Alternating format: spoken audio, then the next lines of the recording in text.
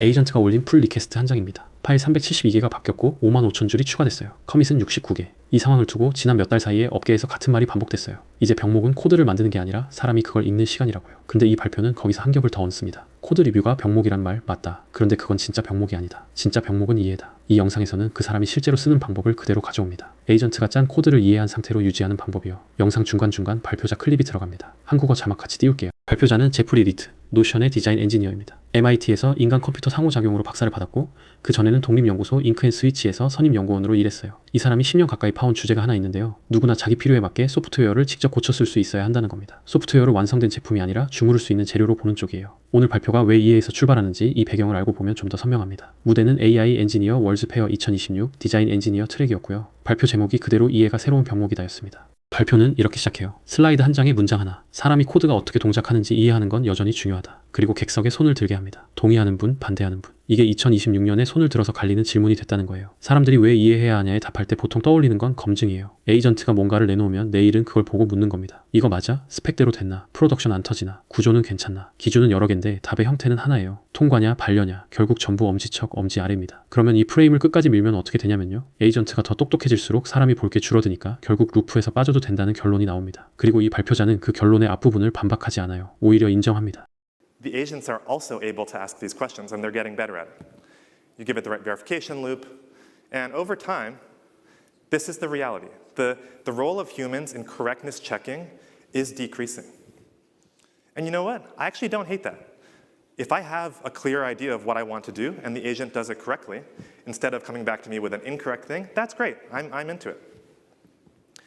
So then I think people extend this and say, you know what? That means as the agents get smarter and smarter and smarter, we don't have to understand it all, right? Get out of the loop, man. Run the loop. And that's where I think people miss something really important.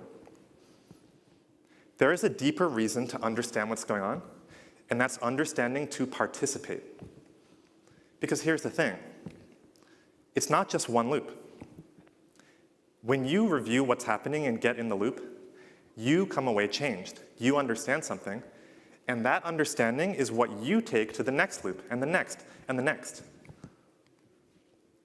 Your understanding of what's going on is the foundation for you having that next idea and being an active, creative participant in a project. I think probably you've all felt, even before AI, the difference of the kinds of ideas that someone can have when they really understand what's going on versus when they're a few layers removed are different. Because when you have rich conceptual structures in your head that you can fluently recombine really fast without going out to ask some agent or some human how it works, that gives you the ability to fluidly take creative leaps. And that's the human part of the work, coming up with the next idea and the next idea. So this is actually the real reason I think understanding matters. And this is not something that we can just wash away with better agents. Because if we want to be active participants, you still got to do this. 루프는 한계가 아니라는 말. 여기가 이 발표의 중심입니다. 한 바퀴 돌 때마다 나는 바뀐 상태로 나와요. 뭔가를 이해한 채로요. 그리고 그 이해가 다음 바퀴의 재료가 됩니다. 머릿속에 개념이 촘촘하게 들어있으면 밖에 나가서 물어보지 않고도 그 자리에서 조합이 돼요. 그 속도가 있어야 다음 아이디어가 나옵니다. 반대로 몇 겹 떨어져 있으면 낼 수 있는 아이디어의 종류 자체가 달라지고요. 그래서 이걸 건너뛰면 뭐가 쌓이냐면 인지 부채입니다. 마거리 스토리라는 학자가 널리 알린 개념이고 사이먼 윌리슨도 블로그로 다뤘어요. 구조가 기술 부채랑 똑같아요. 대충 짠 코드는 당장은 굴러갑니다. 나중에 손을 못 대게 될 뿐이죠. 이해도 마찬가지예요. 지금은 넘어가지는데 어느 순간 청구서가 옵니다. 스토리의 표현으로는 이래요. AI가 이해하기 쉬운 코드를 내놓더라도 정작 사람 쪽이 맥락을 놓쳐서 그 프로그램이 뭘 해야 하는 건지, 자기 의도가 어떻게 구현되는지, 어떻게 바꿔야 하는지 모르게 될 수 있다고요. 바이브 코딩이 잘 되다가 갑자기 나 지금 뭐가 돌아가는지 하나도 모르는데 하는 순간 그게 청구서가 도착한 시점이에요. 여기서 발표가 한 칸 옆으로 갑니다. 어떻게 이해할 것인가는 인류가 처음 묻는 질문이 아니라는 거예요. 그걸 수백 년 다뤄온 분야가 있습니다. 교육학이요. 거기서 가져온 방법 중에 오늘은 두 가지를 보겠습니다. 설명, 그리고 마이크로 월드. 첫 번째는 설명입니다. 에이전트가 코드를 바꿨을 때 가장 게으른 설명은 코드 디프예요. 바뀐 줄이 그대로 나열된 거예요. 발표자는 여기서 질문을 하나 던집니다. What would the best possible explanation be? Like if you sent a team away for a year to come up with a personalized curriculum just to explain this one code change to you, what would that look like? I think this is a very generative question to ask. So I've done a bunch of attempts at this. One is this skill I wrote called Explain Diff, which I use every day, and a lot of my coworkers do as well, and I want to walk you through it. So we're going to go through a little example here. I'm working on a video game where you draw Zen gardens, kind of de-stress, could all use it these days. And we made a code change to change the perspective of the game from top down to isometric. And when I run my skill, it produces a code explainer doc. This can be an HTML file, it can be Markdown. I like to put them in Notion because I work there, but also because it's then collaborative so my team can comment on it and talk about it. And here's how it looks. We start with background. We do not start with what happened in this change. It starts by teaching me, hey, here's how this system works. Here's the game engine we're using. Here's the coordinate system, right? Here's the subsystems. It makes sure that I'm sort of being led up to the point where I can even begin to understand what's going on here. Obviously, you can skip this if you already know. You can personalize it to what you already know. Second important principle is intuition before details. So before we start looking at code and stuff, it says, hey, the goal of this commit is to make the garden feel three-dimensional using only 2D drawing tricks. You can think of this sort of as like a well-written commit message, a little deeper. Give me examples, give me a feel for the essence before you throw a bunch of code at me, right? This, by the way, this is good teaching. This is what good math teachers do. Third, interactive figures. So where it makes sense, give me things to fiddle with and try. So with this change, it was like changing how we draw rocks. So I can drag around rocks in this little simulation, and it shows me the coordinates that are happening, how the Z layers of the painting are changing.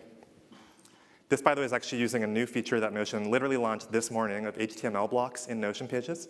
So your agents can put interactive simulations into your Notion pages. Pretty cool. I think you have to be careful with interactivity. It can just be a crutch, and it can be kind of slop, to be honest. But used tastefully, it can provide an understanding that's hard to achieve with just static pictures. OK, then we finally get to the code, right? Show me the code. But we don't just throw a list of files in order. We do what I call literate code diffs. Give me prose. Explain it to me in the right order. Tell me before each file what's going on.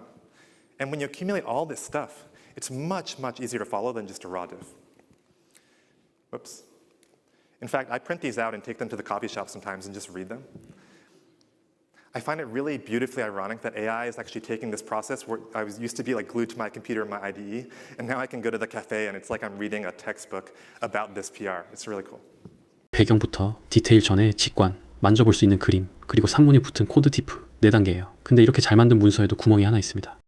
Okay, so there is one problem, which is that reading is hard. And I am lazy. People are lazy.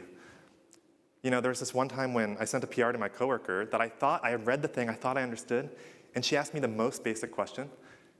And I was like, oh no, I don't know. I clearly hadn't understood, right? I had fooled myself. So I thought, how can I create a system where that never happens again? For inspiration, I looked to the work of the researcher Andy Matushak, who has this great line, books don't work.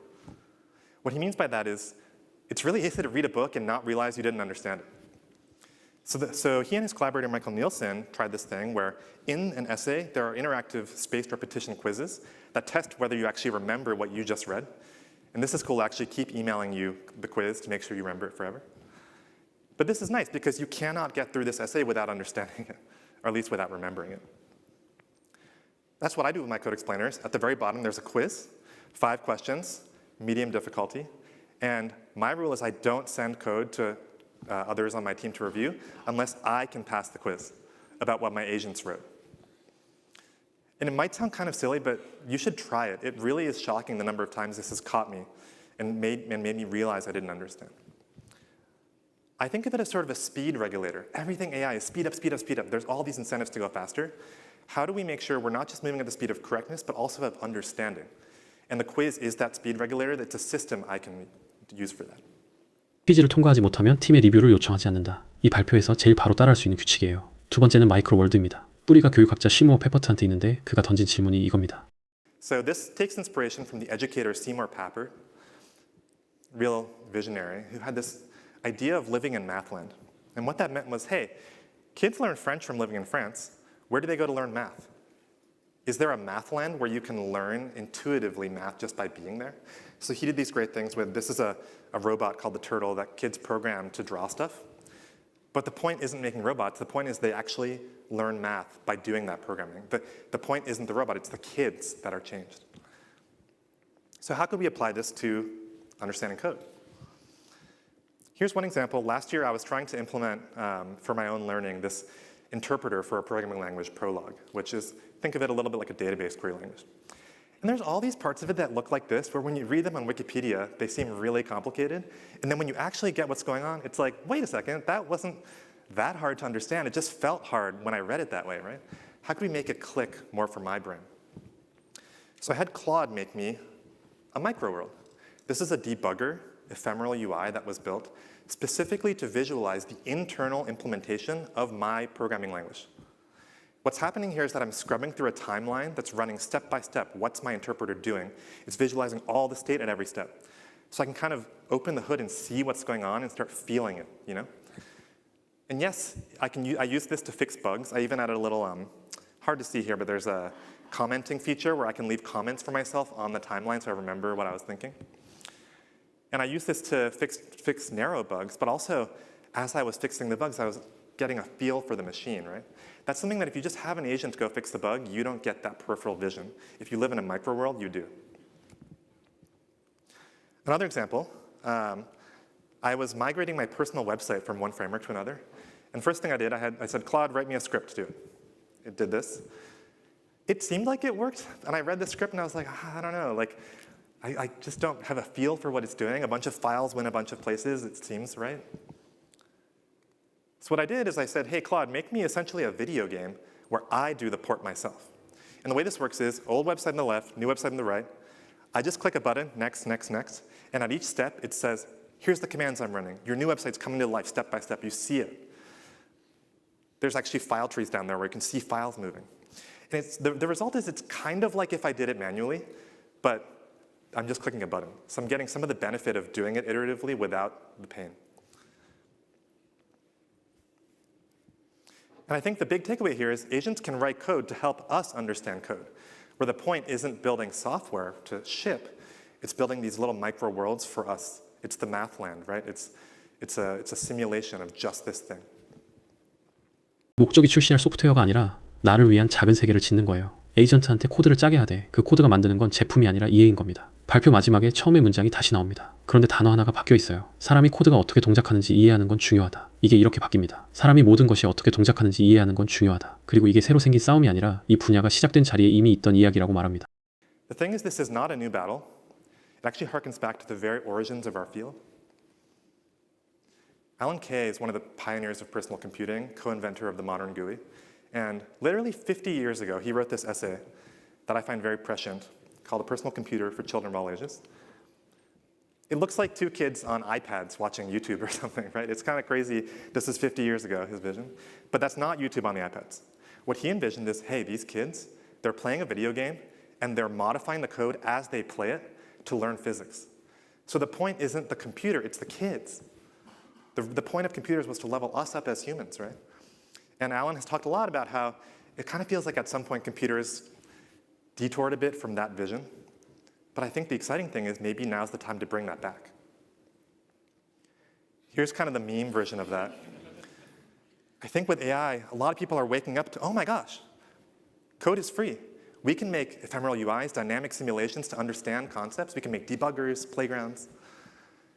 And it's like, yes, that's great. And it's actually not a new idea. Like, this was the goal all along. And so I think the optimistic thing that I find really exciting is, hey, it's still really important to understand how things work.